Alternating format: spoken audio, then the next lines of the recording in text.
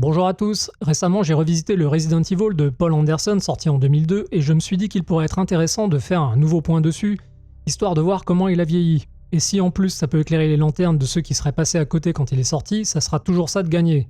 Aussi je le jugerai uniquement sur pièce, sachant que je n'ai pas vu grand chose de ses suites en dehors d'Apocalypse, le second opus, et une partie du troisième intitulé Extinction, que j'ai probablement arrêté en cours de lecture pour cause d'ennui. Prudente décision. Je ne connais rien non plus de la dernière adaptation, intitulée Bienvenue à Raccoon City, et apparemment, vu sa réputation, c'est aussi bien comme ça. Mais rentrons tout de suite dans le vif du sujet, ce Resident Evil de 2002 est resté égal à lui-même et ce n'est pas un compliment. C'était déjà une très médiocre adaptation du jeu vidéo à l'époque et c'en est toujours une aujourd'hui. Oh merde! Le temps n'a vraiment pas été clément avec le film d'une manière générale, et si ses qualités demeurent, ses défauts sont aujourd'hui plus voyants que jamais.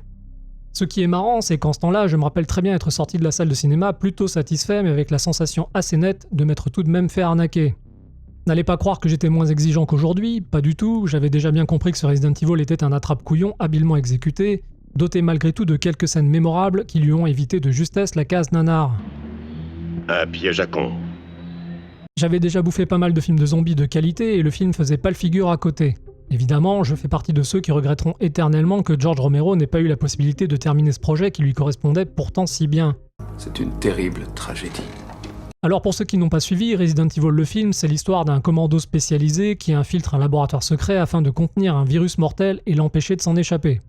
Ajoutez à ça une sombre histoire d'amnésie temporaire, une pincée de trahison et vous avez le topo. Ce n'est pas tellement plus compliqué que ça, et ça n'a d'ailleurs pas besoin de l'être. Vu sous cet angle, le scénario sonne plutôt bien et il a même l'air de ressembler à celui du jeu vidéo, mais en réalité, il s'en éloigne considérablement.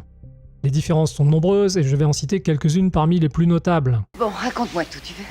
Il y a bien infiltration d'un manoir par un commando dans les deux cas, mais dans le jeu ils ne savent pas dans quoi ils mettent les pieds, alors que dans le film ils sont spécifiquement envoyés par Umbrella pour contenir le virus. Aussi, la nature d'Umbrella change radicalement puisqu'on passe d'une organisation occulte et tentaculaire avec ramifications politiques à un simple méga laboratoire qui perd le contrôle d'une arme biologique. Enfin, tous les personnages du jeu partent à la poubelle pour être remplacés par une certaine Alice, un personnage amnésique joué par une toute jeune Milla Jovovich.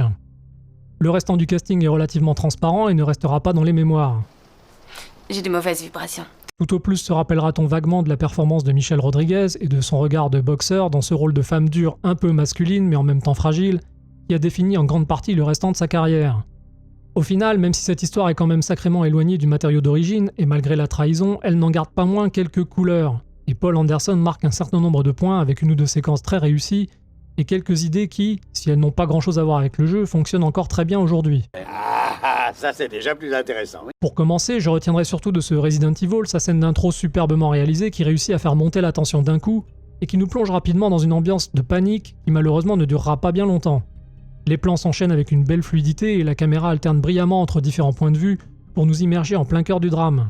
Les idées fusent et Paul Anderson s'est apparemment beaucoup amusé à filmer le chaos qui s'installe, entre ascenseurs bloqués et autres baies vitrées au blindage renforcé. Il est fort. Vous n'avez encore rien vu. À titre anecdotique, cette excellente intro n'est pas sans rappeler celle aussi très angoissante du téléfilm The Stand sorti en 1994, qui était l'adaptation du Fléau de Stephen King, une autre histoire de contamination intéressante. On peut aussi retenir sans problème l'amusante séquence du couloir qui mène au serveur central de l'IA avec son système de laser mortel particulièrement vicieux. Un passage très divertissant et toujours aussi marrant en 2026, qui propose une ou deux morts plutôt créatives et un petit hommage au film Cube sorti 5 ans plus tôt. Je crois qu'il est content. Et en parlant d'IA, on peut aussi tirer notre chapeau au film pour avoir plutôt bien anticipé son arrivée et les problèmes qui ne manqueraient pas de l'accompagner, avec 20 ans d'avance tout de même.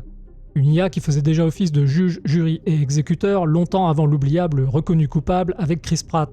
Pas mal, ça. Intéressant. Malgré son orientation beaucoup trop grand public, quelques éléments horrifiques demeurent, bien que trop rares, comme par exemple l'arrivée très réussie du zombie qui traîne la patte ou l'attaque de celui un peu craspec sur lequel Alice trouvera un revolver.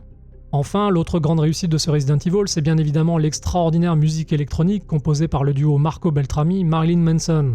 Un score froid et poisseux aux sonorités contemporaines dont le rythme évoque la respiration d'une créature mutante et l'ambiance glaciale d'un laboratoire expérimental. Des mélodies sinistres et envoûtantes sans lesquelles le film n'aurait probablement pas eu le succès qu'il a finalement connu. Bravo. Super. Bravo. Malheureusement, si tout cela est bel et bon, Resident Evil a un sacré gros problème en ce sens que la tonalité et le genre narratif choisi par la production ne correspondent pas aux matériaux sources. Alors que le jeu, et c'était ce qui faisait tout son charme, proposait un survival horrifique lent, centré sur la tension, la vulnérabilité, l'isolement et des munitions limitées, le film prend une toute autre direction et bascule complaisamment vers un genre action-horreur un peu trop gentillet, avec des ralentis incongrus, des fusillades à la va comme je te pousse, et une héroïne aux capacités physiques pour le moins surprenantes. Ça vous étonne? Un changement de registre radical qui en a refroidi plus d'un au moment de la sortie. Pourtant, ce cocktail action-horreur aurait pu fonctionner. Zack Snyder le prouvera 2 ans plus tard avec son remarquable Armée des Morts. Le problème, c'est que dans Resident Evil, Paul Anderson délaisse très largement l'horreur pour lui préférer une action qui frôle parfois dangereusement le ridicule. Alice monte sur les murs et pratique donc un kung-fu parfaitement grotesque contre des chiens zombifiés dans une séquence que personnellement je n'aurais pas intégrée au montage. Mais quelle mouche l'a piqué, cette sauterelle? Et qu'on n'aille pas me dire que les exploits surhumains d'Alice sont explicités dans les suites, car dans le premier Resident Evil, ils ne sont là que pour mettre en place de façon très puérile et malvenue son statut d'héroïne d'action. Elle n'avait vraiment pas besoin de ça. Essayez d'imaginer Sigourney Weaver envoyer un coup de pied sauté à la tête de l'alien et vous aurez l'image. Les membres du commando mettent un temps considérable à comprendre qu'un choc à la tête est nécessaire pour tuer un zombie, et les voir vider stupidement leur stock de munitions devient rapidement exaspérant. Surtout pour un film sorti en 2002, longtemps après la trilogie de George Romero, sans parler des nombreux autres métrages qui ont marché dans ses pas. Et quand on sait justement que Romero a été débarqué du projet, on ne peut que s'étonner d'y retrouver un hommage fadasse et édulcoré au fantastique jour des morts vivants, qui lui n'y allait pas avec le dos de la cuillère sur les éviscérations et les morts violentes. C'est la moindre des choses. D'ailleurs, d'une manière générale, les effets spéciaux de Resident Evil ont pour la plupart mal vieilli. Le film jouait la carte de l'horreur soft, avec des zombies clairement inquiétants au maquillage vaguement crédible, mais pas aussi dégueulasse et dégoulinant que ce qu'on aurait été en droit d'attendre. Alors certains me diront, et ils auront raison, que ces zombies-là sont tout frais. Leur mort ne remonte pas à longtemps, et ils n'ont donc aucune raison d'être excessivement décomposés. Ça reste malgré tout fort dommage, et c'est encore un point en défaveur du film par rapport au jeu. C'est sûr qu'il aurait pu mieux faire. Beaucoup mieux. Resident Evil manque cruellement de gore et d'effets sanguinolents pour faire réellement bonne impression face aux matériaux d'origine. Notons quand même que les maquillages des chiens sont très réussis et il reste encore ce qu'il y a de plus fidèle aux jeux vidéo. Quant aux effets numériques, le constat est très mitigé en 2026. Certains tiennent encore la route, alors que d'autres n'ont pas bien supporté le poids des années. Je pense bien sûr aux leakers, dont les plans en 3D, heureusement très courts, fonctionnent encore plutôt pas mal 20 ans après. Il subira malheureusement une mutation particulièrement inutile, absente du jeu vidéo, qui elle au contraire a pris une sacrée claque visuellement avec le temps. La créature est moche et les effets utilisés ont franchement mal vieilli. Je peux dire en tout cas, c'est que celui qui l'a conçu aurait mieux fait de se casser une jambe. En conclusion, ce Resident Evil de 2002 n'appelle pas vraiment de revisionnage. Milla Jovovich pensait à l'époque, avec beaucoup de lucidité, que le film terminerait en flop magistral. Elle était loin de penser, et nous aussi, que cet opus engendrerait autant de suites, toutes plus commerciales et infidèles au jeu les unes que les autres. On pourrait bien sûr prétendre que le résultat est acceptable en regard du modeste budget alloué par la production, mais je ne peux pas m'empêcher de penser que George Romero, un habitué des petites enveloppes, aurait fait quelque chose de très supérieur en termes d'horreur pure et de fidélité aux jeux vidéo. Ce n'est qu'une hypothèse que je fais. C'est une idée que j'avance. Je ne peux que recommander de laisser sombrer ce Resident Evil dans l'oubli en attendant que la franchise connaisse des jours meilleurs, ou disons plutôt en espérant qu'elle bénéficie enfin d'un opus à la hauteur des jeux.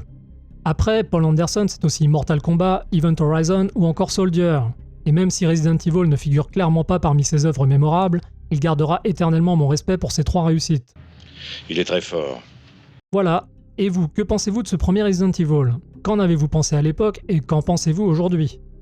Si vous avez un avis, n'hésitez pas à m'en faire part dans les commentaires. Et en attendant, je vous dis à bientôt pour une nouvelle critique. J'aimerais tellement m'abonner à Cinéblast. Ouais, abonne-toi. C'est super.